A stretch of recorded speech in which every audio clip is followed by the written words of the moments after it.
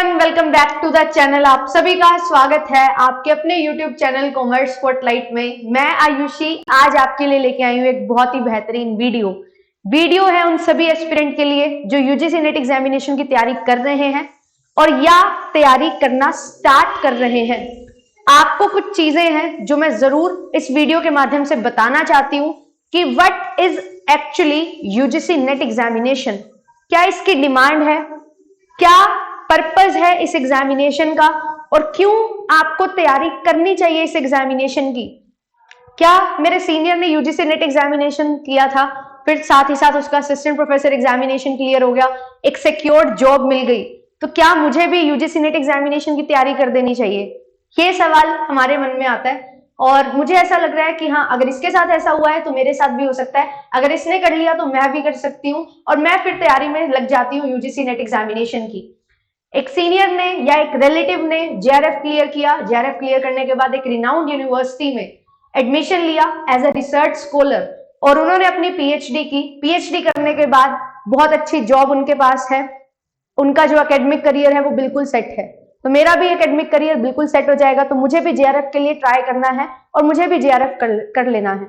क्या ये आपका मोटिवेशन है? क्या ये सारी चीजें देख के, ऐसी बातें सुन के आपके अंदर ऐसा फीलिंग आया कि मुझे भी इस एग्जामिनेशन को क्लियर करना है, क्रैक करना है, और इससे पहले आपने कुछ भी इस एग्जामिनेशन के बारे में नहीं समझा है, सिर्फ इसी चीज को समझते हुए आप इस तैयारी में लग गए हो, तो आपके लिए ये वीडियो है जिसमें मैं कुछ मिथ्स हैं उनको डिस्कस करना चाहती हूं about UGC net JRF examination, कि क्या चीजें जो हमें लगती हैं और एक्चुअल में क्या चीजें होती हैं, वो सारी चीजों पे हम बात करने वाले हैं। थोड़ा सा इन डेप्थ जाने वाले हैं कि एक्चुअली यूजीसी नेट एग्जामिनेशन क्या है, क्या इसका पर्पस है और किस तरीके से चीजें यहाँ पे रहती हैं। तो before starting this video I just want to introduce myself. My name is Ayushi. मैं आपके लिए पेपर 1 एंड पेपर 2 कॉमर्स की क्लासेस लेती हूँ। तो आप अगर UGC NET examination, SET examination, PGT level की तैयारी कर रहे हैं, असिस्टेंट प्रोफेसर एग्जामिनेशंस की तैयारी कर रहे हैं, तो this channel is one stop solution for you guys, क्योंकि यहाँ पे पेपर 1 एंड कॉमर्स की कंप्लीट तैयारी करवाई जाती है। तो डू सब्सक्राइब द चैनल, क्योंकि यहाँ पे आपको मिलने वाला है अपना सॉल्यूशन, जो आप करना चाहते हो उसका अल्टीमेट सॉल्यूशन कॉमर्स और पेपर 1 के लिए। ये चैनल आपके लिए है। जेआरएफ एप्लीकेशन है, डाउनलोड नहीं किया तो कर लो, क्योंकि यहाँ पे जो क्लासेस कंडक्ट होती है उन सभी की पीडीएफ मिल जाती है, प्रीवियस ईयर पेपर मिल जाते हैं। तो वन स्टॉप सॉल्यूशन है आपके लिए ये प्लेटफॉर्म और जेआरएफ एप्लीकेशन आपकी तैयारी के लिए। टेलीग्राम चैनल है, कोई भी अपडेट्स होती हैं, लिंक्स होते हैं क्लासेस के, वो शेयर किए जाते हैं, तो आप टेलीग्राम चैनल ज्वाइन कर सकते हैं। मेरा टेलीग्राम चैनल कॉमर्स स्पॉटलाइट है, तो आप उसको ज्वाइन कर सकते हैं। बैचेस भी रन करते हैं, अगर आप बैचेस में जुड़ना चाहते हैं तो यस, बैचेस आपके लिए हैं। बैचेस में आप एनरोलमेंट ले सकते हैं। कंप्लीट पेपर 1 एंड पेपर 2 के लिए बैचेस रन कर रहे हैं यूजीसी नेट के लिए। Paper 1, paper 2 and complete paper 1 plus paper 2 का बैच आपके लिए है इन प्राइजेस पे, तो आप लोग हमारे साथ जुड़ सकते हैं। लाइव प्लस रिकॉर्डेड सेशंस आपको मिलने वाले हैं। अभी हमारे पास 100 दिन है और जो भी तैयारी करना स्टार्ट कर रहे होंगे उनके लिए वीडियो बहुत ज्यादा रेलिवेंट है। और क्या हमारी ऑफरिंग्स है वो भी मैं आपको बता देती हूँ। केवल पेपर 2 लेना चाहते हो वो भी आपको मिल जाता है with handbook, hand written notes जो आपके घर पे डिलीवर करवाए जाते हैं। केवल पेपर 1 लेना चाहते हो वो भी आपको मिल जाता है। और यूट्यूब पे हमारी सीरीज चलती है जेआरएफ अड्डा चैनल पे, जो मेन चैनल है, जहां पे आपको सुबह 8 बजे से लेकर 12 बजे तक कंप्लीट पेपर 1 करवाया जाता है, तो इसका बेनिफिट ले सकते हैं। मेरी क्लासेस प्रयास बैच चल रहा है, शाम को 5 बजे आपके लिए क्लासेस होती हैं, तो आप इन क्लासेस में ज्वाइन कर सकते हैं। टैक्सेशन यूनिट हमने कवर कर ली है और अब हम स्टार्ट करने वाले हैं business statistics, unit number 5, one of the most important topics जो पूछे जाते हैं इस यूनिट में से। उन सारी चीजों को कवर करते हुए फ्री में यूट्यूब क्लासेस आपके लिए हैं, फ्री बैच आपके लिए है प्रयास बैच, तो फटाफट से आप इन क्लासेस को ज्वाइन कर सकते हैं। तो चलिए स्टार्ट करेंगे सारे मिथ्स को एक एक करके डिस्कस करना। सबसे पहली चीज, अगर आपने सुनी होगी यूजीसी नेट एग्जामिनेशन की तैयारी करते हुए, अगर आप किसी से भी पूछोगे कि मुझे यूजीसी नेट एग्जामिनेशन क्लियर करना है तो क्या होगा, उसकी रिक्वायरमेंट क्या होगी, तो ऑफ कोर्स एलिजिबिलिटी तो होगी कि आपने अपनी मास्टर्स की होनी चाहिए विद 55% मार्क्स, और अगर आप रिजर्व कैटेगरी से बिलोंग करते हो तो 50% मार्क्स। बट तैयारी की जब हम बात करते हैं, प्रिपरेशन की जब हम बात करते हैं, तो हमारे सामने एक चीज आती है कि अगर आपको यूजीसी नेट एग्जामिनेशन क्लियर करना है तो आपके बेसिक्स क्लियर होने चाहिए। आपको लगता है अच्छा बेसिक्स क्लियर होने चाहिए, तो बेसिक्स मींस हमने जो पढ़ा है स्टार्टिंग से वो हमारा क्लियर होना चाहिए और हम इस एग्जामिनेशन के लिए रेडी हैं। बट यहाँ पे बेसिक्स का मतलब क्या है वो कोई नहीं आपको बताता, और ये आपको विद एक्सपीरियंस चीजें पता लगती हैं। मैं अपने एक्सपीरियंस से आपको बताती हूँ कि what this term basics actually means. Basics is not about कि आपने अपने सिलेबस को कितना पढ़ा है, कितना इन डेप्थ पढ़ा है, वो तो है ही। It is not just about this. इसका मतलब ये है, बेसिक्स का मतलब कि जब आप किसी एग्जामिनेशन की तैयारी कर रहे हो, उस एग्जामिनेशन का पर्पस क्या है। आप यूजीसी नेट एग्जामिनेशन क्लियर करते हो सो दैट आप क्या बन सके, असिस्टेंट प्रोफेसर बन सके। कॉलेजेस में, यूनिवर्सिटीज में असिस्टेंट प्रोफेसर बनना, बहुत सारे बच्चों को टीच करना और हायर एजुकेशन में टीच करना। तो यहाँ पे हमारे लिए क्या है कि इस एग्जामिनेशन की अगर मुझे प्रिपरेशन करनी है तो मेरे अंदर वो एनालिटिकल स्किल्स होने चाहिए, मेरे अंदर वो अंडरस्टैंडिंग डेवलप होनी चाहिए जो मुझे हेल्प करे किसी चीज को अच्छे से समझने में, एंड देन उस चीज को किसी और को अच्छे से समझाने में। अगर मैं ये चीज समझ पा रही हूं, इस तरीके से पढ़ पा रही हूं, तो इस एग्जामिनेशन के क्वेश्चन जो होंगे वो मैं सॉल्व कर पाऊंगी, और वही इस बेसिक्स का मतलब है। जब हम बात करते हैं, आपने सुना होगा एक फ्रेज बैक टू बेसिक्स। वो बैक टू बेसिक्स क्या होता है? पहले टाइम में ऐसा कुछ किया जाता था, उसके पीछे का कारण क्या होता था, that is back to basics. अब यूजीसी नेट एग्जामिनेशन में बेसिक्स का मतलब क्या है कि आप इस एग्जामिनेशन को क्यों क्लियर करना चाहते हो, क्यों असिस्टेंट प्रोफेसर बनने के लिए। अब एक असिस्टेंट प्रोफेसर बनने के लिए क्या क्या रिक्वायरमेंट्स हैं वो हमारे बेसिक्स में कवर होंगे। यूजीसी नेट के साथ साथ आप जेआरएफ क्लियर करना चाहते हो। जेआरएफ क्यों क्लियर करना है? क्योंकि मुझे एक रिसर्च स्कॉलर बनना है। तो क्या आपके अंदर वो भूख है एक रिसर्च स्कॉलर बनने की, कुछ नया फाइंड आउट करने की? क्या आप किसी तरीके से चीजों को रिलेट करके कुछ नया उसमें से ला सकते हो, कुछ नया डेवलप कर सकते हो, कुछ नया इनोवेटिव कर सकते हो? तो आप इस एग्जामिनेशन के लिए बिल्कुल सही एस्पिरेंट हो, एक एलिजिबल एस्पिरेंट हो। तो ये चीज आपको बेसिक्स में समझना है। सिर्फ और सिर्फ 11वीं 12वीं अच्छे से अगर आपने कर रखी है, पोस्ट ग्रेजुएशन अच्छे से कर रखी है तो एग्जामिनेशन निकल जाएगा। अब वो टाइम चला गया है। अब बहुत ज्यादा चीजें जो है वो चेंज हो रही हैं।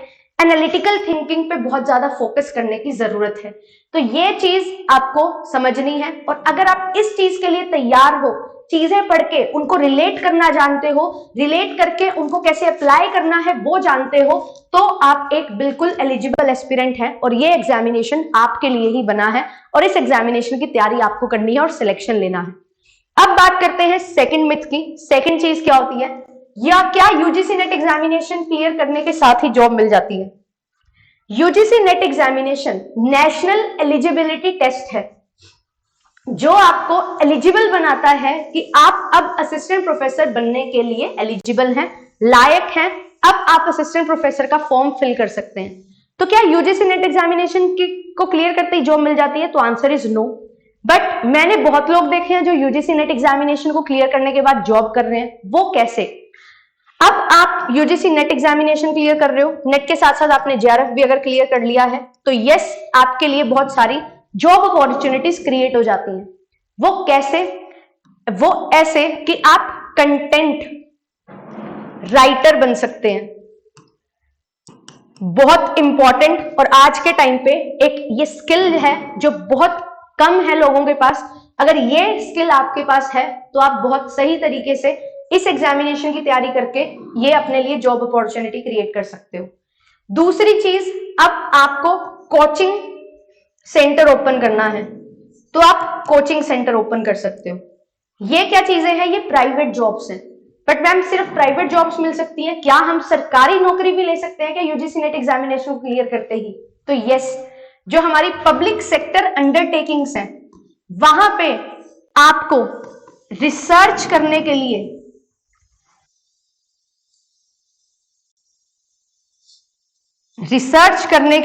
क्या किया जाता है? आपको सिलेक्ट किया जाता है। हमारे पास कॉमर्स की अगर मैं बात करूं, बड़ी बड़ी हमारे पास कंपनीज होती हैं, BEHL है, ठीक है, साथ ही साथ ऑयल की कंपनीज होती हैं, एनर्जी कंपनीज होती हैं, जहां पे रिसर्च प्रोजेक्ट में काम किया जाता है। तो अगर आप रिसर्च में काम करना चाहते हो, एक रिसर्च प्रोजेक्ट में काम करना चाहते हो, तो पब्लिक सेक्टर अंडरटेकिंग्स जॉब निकालती हैं, और यूजीसी नेट और जेआरएफ जिन्होंने क्लियर किया है उनके लिए बहुत अच्छी अपॉर्चुनिटी यहां पे आती है। तो आप लोग सरकारी नौकरी भी ले सकते हो, और अगर आप नेट क्लियर करने के बाद ही रिसर्च करना चाहते हैं, आपने जेआरएफ नहीं क्लियर किया है तो भी आप कर सकते हो। मैम नेट क्लियर करने के बाद रिसर्च बिल्कुल कर सकते हैं, ठीक है, बट वहां पे थोड़ा कंपटीशन आपको ज्यादा मिलेगा। वहां पे क्या चीज आपके काम आएगी, वहां पे काम आएगी आपकी नॉलेज कितनी है, आपका नॉलेज बेस कितना वाइड है, किस तरीके से आपने अपने सब्जेक्ट को समझा है, और कैसे आप एक कंपनी को, आप एक ऑर्गेनाइजेशन को हेल्प कर सकते हैं उनका जो ऑब्जेक्टिव है उसको अचीव करवाने में। अगर आप इंटरव्यू में ये चीज प्रूव कर देते हैं तो यस, आपके चांसेस बहुत ज्यादा हाई है। और अगर आपने यूजीसी नेट क्लियर किया हुआ है तो एकेडमिकली आपके पास एक एज है, और एकेडमिकली आप इतने स्ट्रॉन्ग हैं, जिन्होंने नेट क्लियर नहीं किया है उन सभी को आप पीछे छोड़ दोगे और उन सभी से आप आगे चले जाओगे। तो यूजीसी नेट एग्जामिनेशन को क्लियर करने के साथ ही जॉब मिल जाएगी, श्योरिटी नहीं है, बट देयर आर चांसेस। आप अगर अपना स्वॉट एनालिसिस करते हो, आप क्रिएट कर सकते हो अपॉर्चुनिटीज अपनी स्ट्रेंथ के बेसिस पे, तो स्किल डेवलपमेंट आपको यहाँ पे हेल्प करेगी। जितना ज्यादा आपकी पर्सनैलिटी डेवलप होगी उतना ही आपको यहाँ पे हेल्प मिलने वाली है अपनी करियर को एक और ज्यादा बूम देने के लिए। आप ये काम है जो कर सकते हो। फिर इसके बाद नेक्स्ट चीज क्या होती है, तो नेट क्लियर करने के साथ ही जॉब मिल जाएगी नहीं है जरूरी, बट जॉब लेने के लिए नेट क्लियर करना बेस है, स्टेपिंग स्टोन है, तो ये करना बहुत ज्यादा जरूरी है। एंड यस, नेट क्लियर करते ही आप एडहॉक बेसिस पे प्रोफेसर्स हैं जो बन सकते हो, असिस्टेंट प्रोफेसर डिफरेंट कॉलेजेस में, तो वो चीजें आपको बिल्कुल मिल जाती हैं, बिल्कुल अच्छे से आप कर सकते हो।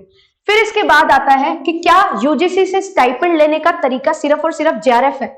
अभी मैंने 1 मिनट पहले आपको एक चीज बताई कि आप अगर नेट क्लियर करके रिसर्च करना चाहते हो तो कर सकते हो। अगर आप ऐसे कैंडिडेट हो जो इंटरव्यूअर को लगता है कि यस, ये पर्सन हमारे इंस्टीट्यूशन के लिए, हमारी ऑर्गेनाइजेशन के लिए, हमारी रिसर्च में हमें हेल्प कर सकता है, तो वो पर्टिकुलर यूनिवर्सिटी और कॉलेज आपको स्टाइपेंड देता है उनके अंडर या उनके साथ रिसर्च करने के लिए।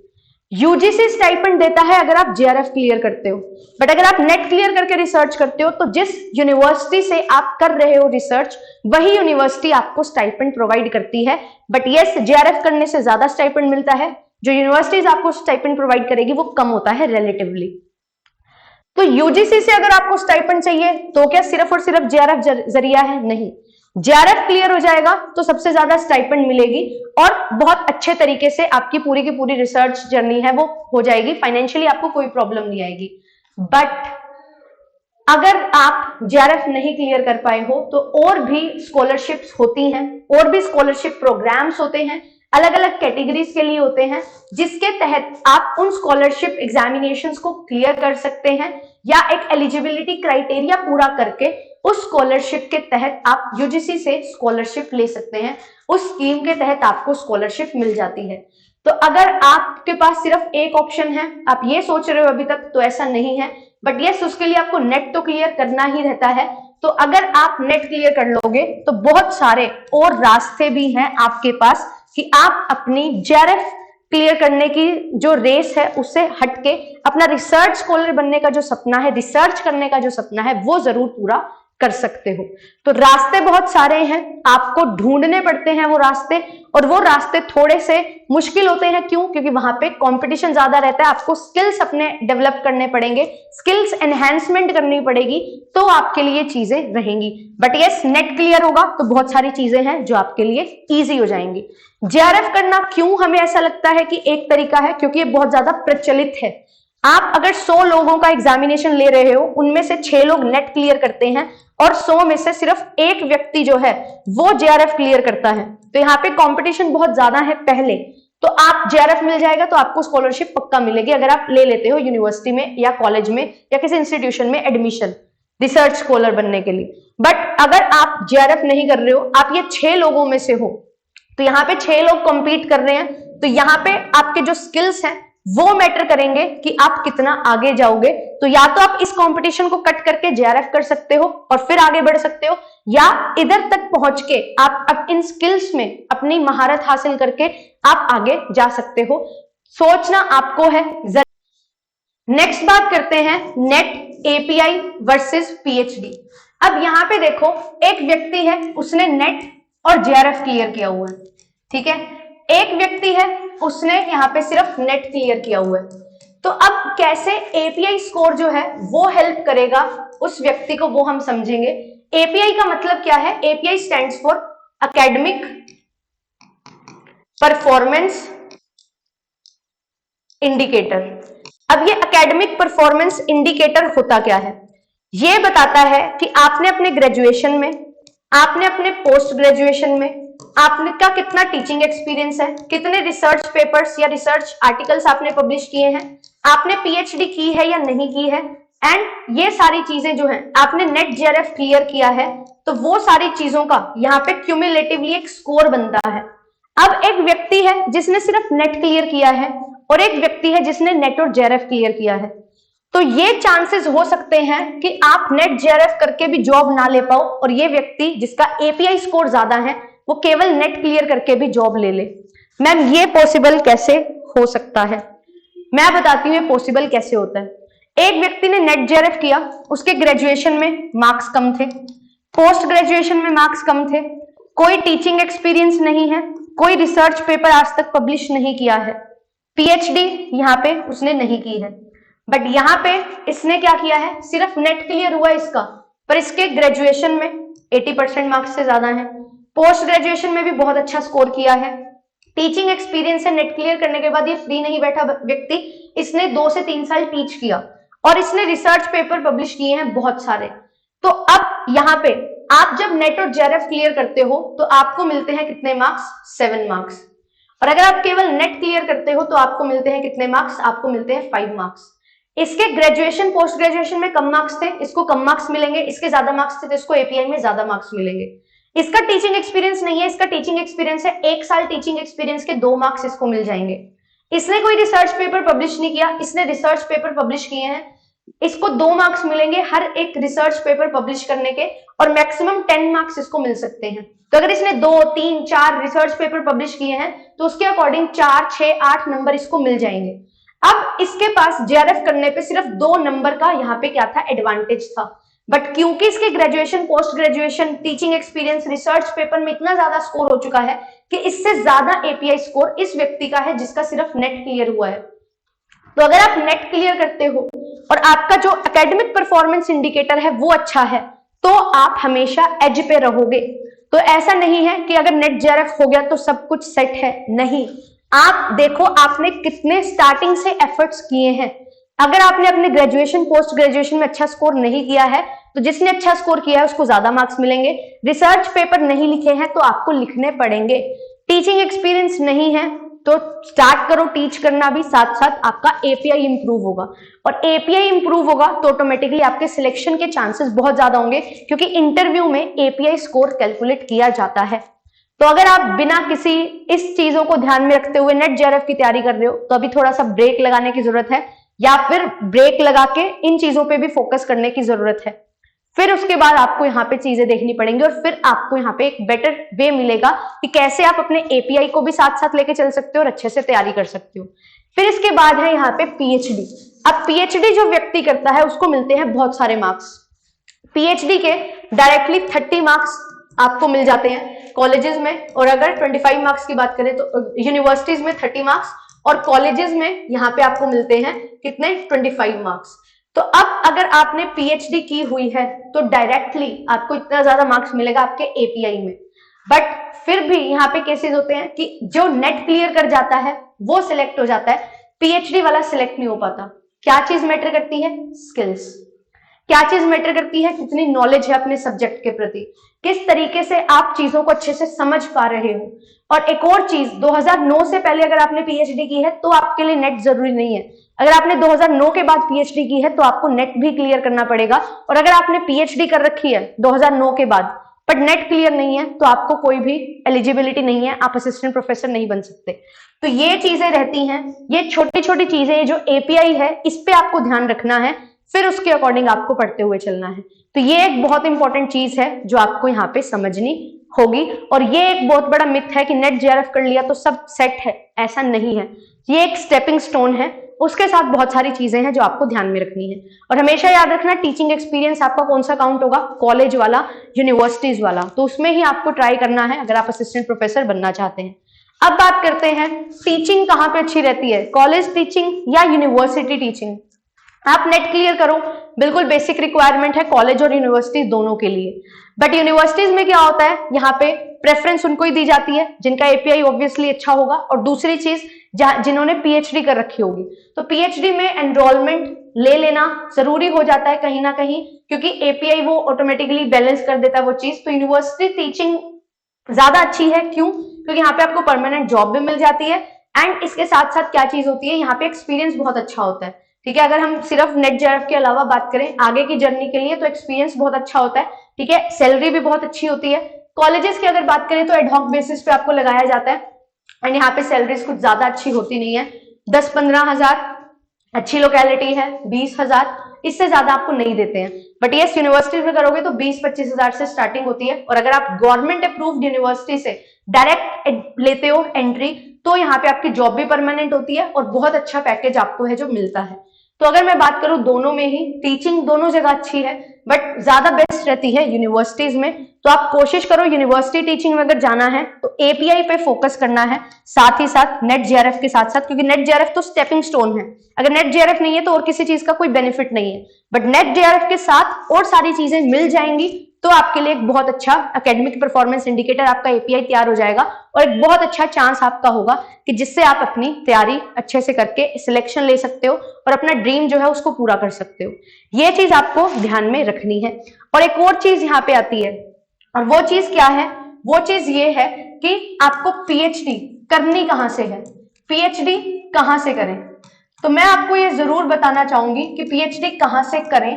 तो आप क्या कर सकते हो, प्रेफरेंस इस तरीके से सेट कर सकते हो। सबसे पहले आप क्या करें, आईआईटीज, एनआईटीज एंड आईआईएम्स, इसमें ट्राई करें तो ये सबसे ज्यादा बेटर है। सबसे फर्स्ट प्रेफरेंस यहां पे होनी चाहिए। दूसरी प्रेफरेंस क्या हो सकती है, सेंट्रल यूनिवर्सिटीज। तीसरी प्रेफरेंस जो होती है वो होती है स्टेट यूनिवर्सिटीज, एंड फोर्थ जो होती है वो रहती है हमारी प्राइवेट यूनिवर्सिटीज। प्राइवेट यूनिवर्सिटीज यहां पे फोर्थ नंबर पे आती हैं, और प्राइवेट यूनिवर्सिटी के साथ आप डीम्ड यूनिवर्सिटीज भी ले सकते हो। ये सारी आपके लिए रहती हैं प्रेफरेंस लिस्ट में। और अगर आप करना चाहते हो फॉरेन से पीएचडी, तो ये एक सबसे बेस्ट तरीका है, बेस्ट वे है, बेस्ट ऑप्शन है मैं बोलूंगी। बट क्योंकि सरकार ये चाहती है कि हमारे इंडिया में ज्यादा रिसर्च हो, क्योंकि लोग क्या करते हैं, नेट जेआरएफ तो क्लियर कर लेते हैं बट बाहर चले जाते हैं। बट इंडिया में अगर चाहते हो कि आप इंडिया को डेवलप करना चाहते हो, इंडिया में कुछ काम करना चाहते हो, तो मैं तो ये सजेस्ट करूंगी इंडिया में रिसर्च करिए। बट फॉरेन में जाके आपको बहुत सारी अपॉर्चुनिटीज बहुत मिलती हैं, तो फॉरेन यूनिवर्सिटीज में भी आप क्या कर सकते हैं, यहाँ पे एडमिशन ले सकते हैं।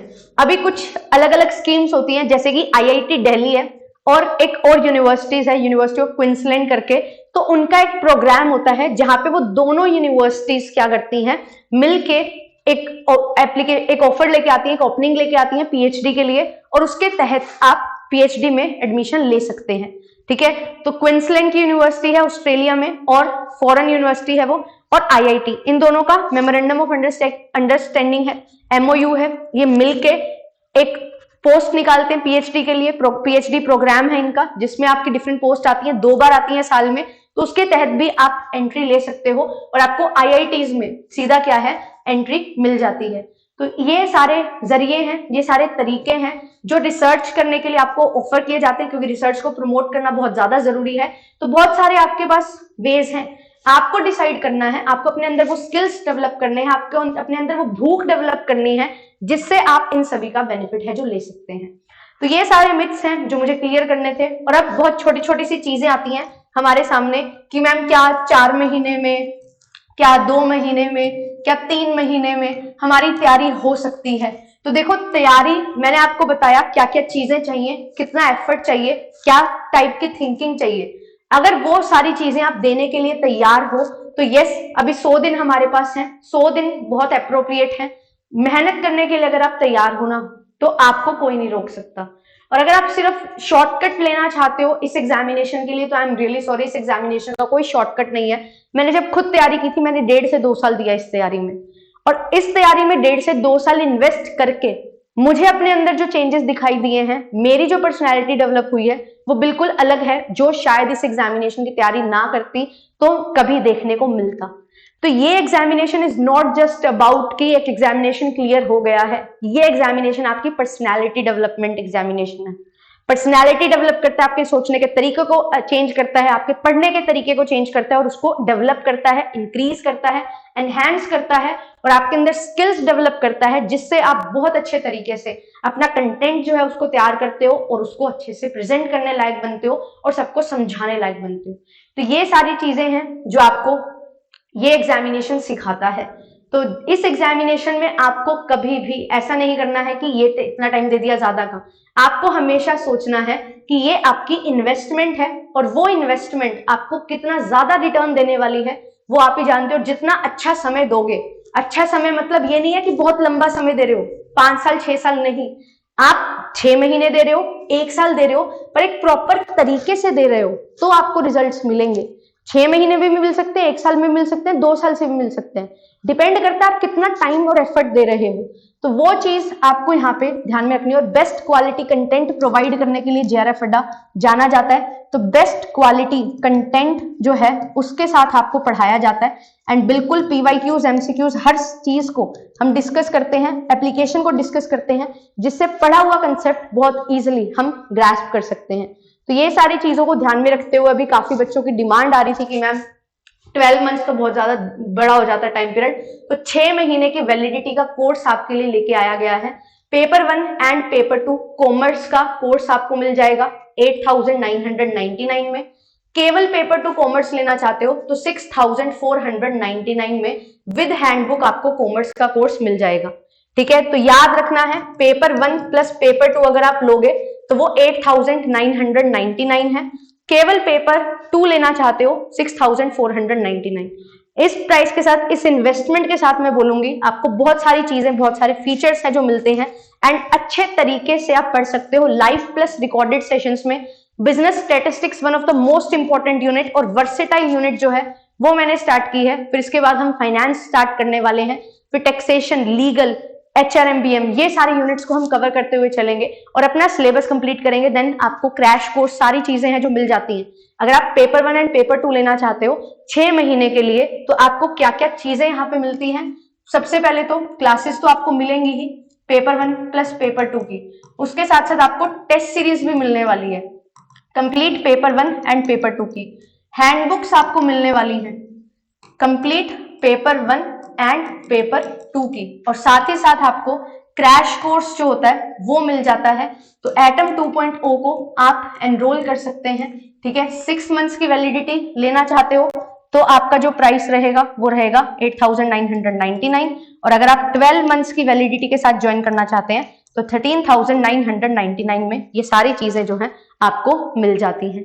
तो ये सभी ऑफरिंग्स आपके लिए जेआरएफ अड्डा की तरफ से हैं। अगर आपको लगता है कि ये इन्वेस्टमेंट आप कर सकते हैं और अपनी पर्सनैलिटी में डेवलपमेंट आ सकते हैं, यूजीसी नेट एग्जामिनेशन क्लियर कर सकते हैं, जेआरएफ क्लियर करना चाहते हैं, तो we are always with you. आप ज्वाइन कर सकते हैं, जल्दी से जल्दी ज्वाइन करो, जल्दी से जल्दी क्लासेस को कवर करना स्टार्ट करो एंड पर्सनलाइज कोर्सेज के साथ आपके सामने हम आते हैं और हम प्रैक्टिस करते हैं डेली बेसिस पे पेपर 1 एंड पेपर 2 के लिए। तो see you all in the classes, thank you so much, bye bye. शाम को 5 बजे मिलूंगी परसों, जिसमें हम स्टैटिस्टिक्स यूनिट को स्टार्ट कर रहे हैं और क्वेश्चन डिस्कस करने वाले हैं। Bye bye.